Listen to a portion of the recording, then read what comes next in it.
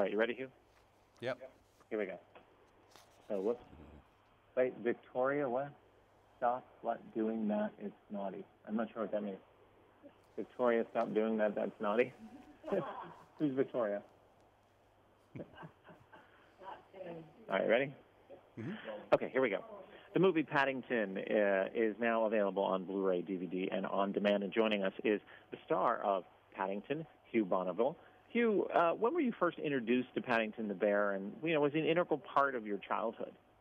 Yeah, well, this character created by Michael Bond decades ago was indeed part of my childhood. My parents read the stories to me when I was a little one, and then when I was a bit older and able to read, one of the first books that I was able to read for myself. So my relationship with the bear started all those years ago, and he was part of my childhood, and I wanted to be his pal and go up to London and have adventures with him.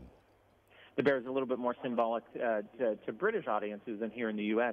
Tell us a little bit about the character of Paddington. Well, Paddington is a bear from darkest Peru.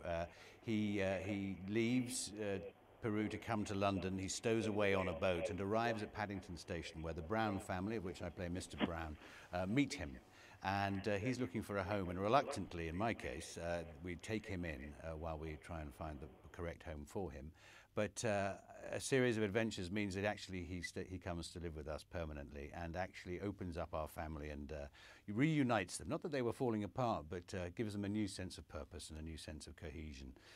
So it falls into those classic stories, a bit like The Sound of Music, where the arrival of an outsider changes the world of the family, or indeed Mary Poppins.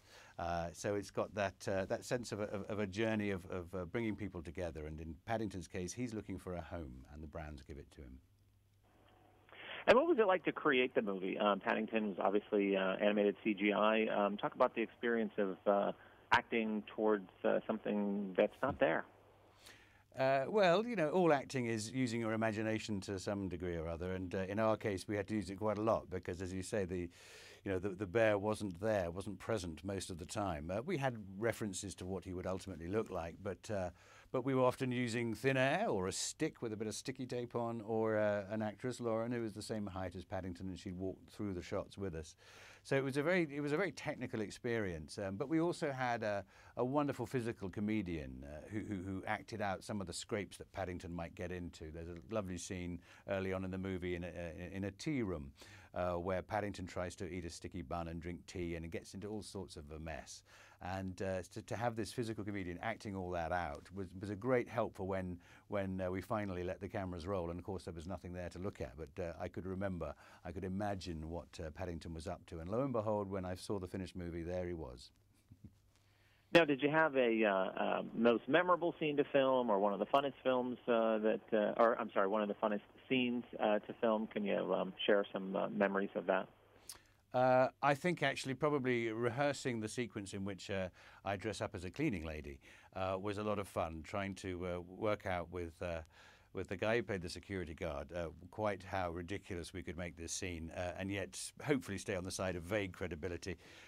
So I get dressed up as a cleaning lady, and I insisted that everything that I wore should have been available on the cleaning lady's trolley. So even the rouge on my face is actually floor polish, and my bra is enhanced with floor mops and things like that. But that was a hoot to film, and really any scene with Sally Hawkins, who plays Mrs. Brown, my wife, was a joy because she's an amazing actress. And in fact, all the family scenes, we had wonderful young actors in the movie, as well as the great Julie Walters playing our housekeeper. And that was creating those family scenes were a lot of fun to do.